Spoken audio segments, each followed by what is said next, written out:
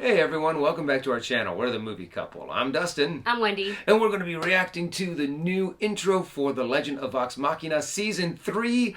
I am so excited to watch this. As you guys know, I love, both Wendy and I are big fans of Critical Role, big fans of Campaign 1, 2, and 3. So I am really excited to finally be able to dive into this opening that came out like 3 days ago. Yeah, 3 days ago, and we're just getting into it now because I was actually working behind the scenes stuff for Fandom's coverage, Fandom and GameSpot and Giant Bomb's coverage of Summer Game Fest. But anyways, we have wrapped that project. So now I get to be home and hang out and check out the new opening sequence for The Legend of Vox Machina. I do know that they did announce the when Season 3 was going to premiere, and I think that is October. Yep. The beginning of October. I don't know how we're going to figure out as far as reaction goes, because we might be traveling. So we will see how that goes. But as soon as we're able to, we are diving into that season. I have been gnawing at the bit because I know the story a little bit more. So I know kind of where they're going and what they're going to do. And I'm like, oh, I want to see that come to life. Mm-hmm. And I just love the way that they have been handling all of the animation, the storyline, what they've decided to keep, switch, and move around. I think they have handled it marvelously, being able to bring something that has hundreds of thousands of hours. Oh my gosh, it's so intense. Worth of content, and be able to boil it down to a season of animated, into an animated series. So I am dying to see what they're giving us for the Season 3. And also, we know that Bell's Hell is going to do their very first live show coming up very soon. It depends on when you watch this video, the live show would have happened, or maybe it hasn't happened yet. But we are going to have coverage on that, so make sure you are subscribed to the channel. And of course, there will be coverage on our website as well, which is just themoviecouple.com. All right, should we get into this? Yes. Let's do it. As always, we have the official video, or the official title sequence opening listed for you in the video description below. So if you'd like to watch that without our commentary and reaction, go ahead and click on that first, and then come back and check out our video. And if you guys like our reactions, don't forget to hit that subscribe button so you don't miss any of the videos coming out on our channel. And now, let's dive into this opening scene. By the way, if the music is muted on this, it's because we're doing it for copyright. So Sam Riegel, please don't copyright us. Oh, it was a thread at the... Oh. Ah, I've missed them. Mm-hmm. And I love how they orchestrated. Who do you see? The Raven? Oh, yeah.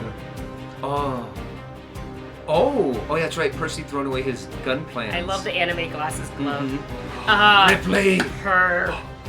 Oh, yeah, Keyleth. I remember her starts to struggle a little bit more with her Armente.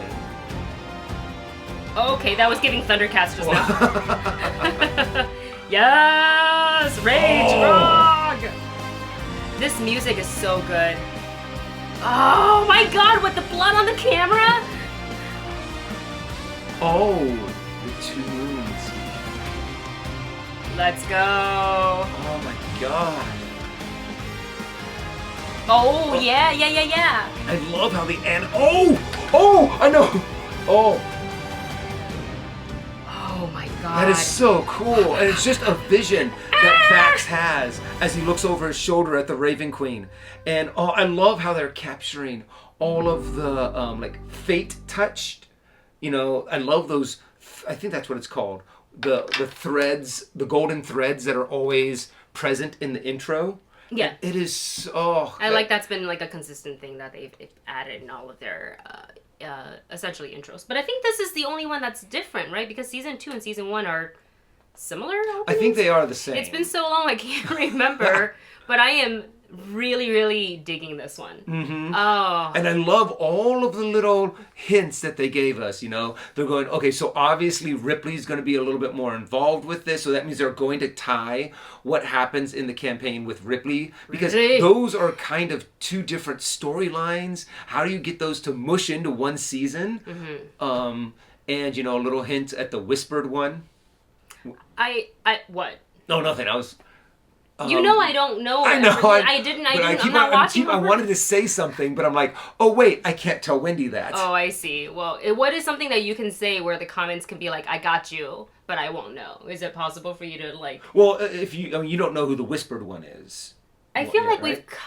Or do you? I feel like I do. I think you probably do. I feel like I do a little bit, but I think I need more context. But in any case, it looks really great. It makes me immediately want to go ahead and rewatch the previous season, which I probably should do anyways. It's not like the episodes are 4 hours long. Although I wouldn't mind it, honestly. So the animation, they're crushing it. I think it's Titmouse, right? Mm-hmm. Crushing it. And we know that from just watching all the interviews and behind the scenes stuff, how much the cast and the creatives are like involved in every step of the way, and how to best showcase these various stories and gameplay and merging it into like a quick, I mean, each episode is like about 30 or under. Yeah. So I think they've done such a great job.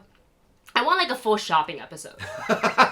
I feel just like one episode where they're just in Gilmore's Glorious Goods. Yeah, just shopping, because I feel like for every TRPG player, it's just like, all right, we're gonna shop, and then there's you kind of get carried away, and you're like, well, how much is this? And you try to haggle and all this and that. So that would be like really funny, but I think the fans would be like, what happened? It's like just shopping. I'm pretty also sure that all of the people that are involved in the production of this are going, we can't waste an episode just on one whole shopping episode. we have a limited amount of time to tell this story, and I'm so excited to know, like, if I think they've already announced season 4, but I'm wondering if that's where they're going to end it, or if they're going to have the in-between between the end of the Coma Conclave story arc and the beginning of the final story arc. Mm-hmm. So they gotta tee it up. I know. So I'm hoping that they're able to fit a little bit of what happens in between there, because I want them to introduce Darian Darrington. I know about him.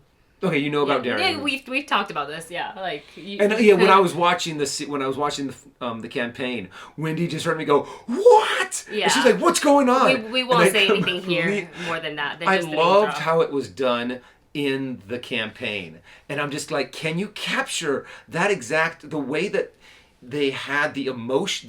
There was so much emotions going on with the way it was built up. Yeah, I don't know. And then the switcheroo, you're like, because. It leaves you really upset, but like smiling at one of the players. Yeah, and that's if they were to work that into animation, they might have to do a little. Anyways, I'm not gonna say it anymore. That's gonna ruin it for some people that haven't like watched the playthrough or the whatever it's called, the streams. So in any case, so happy with it, and I also it was okay because this one thumbnail is like staring me in the face.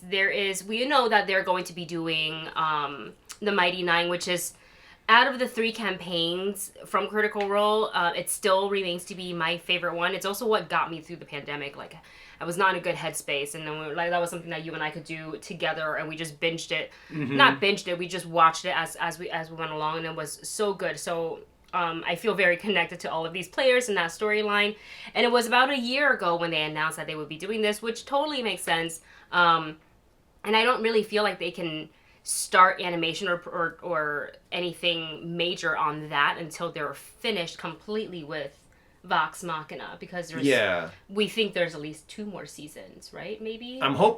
We've had one season announced. They've done 2 seasons for Chroma Conclave. Because 2 and 3. We've had 1, season 2, and 3. I think we've had season 4 greenlit, but that's it. So we don't know if they're going to do a season 5 as well. Critters, you better stream this thing just consistently on Prime Video. Watch it. Just keep it on loop on your TV. Watch it multiple times. Yeah, we gotta support. Anyways, you guys, sorry for the long-winded video. We're just so excited. Let us know your thoughts on the new opening sequence for season 3 of The Legend of Vox Machina. And of course, we will be doing reactions and coverage once the season premieres in October. Thank you so much for watching. Like, share, and subscribe, and we will see you soon.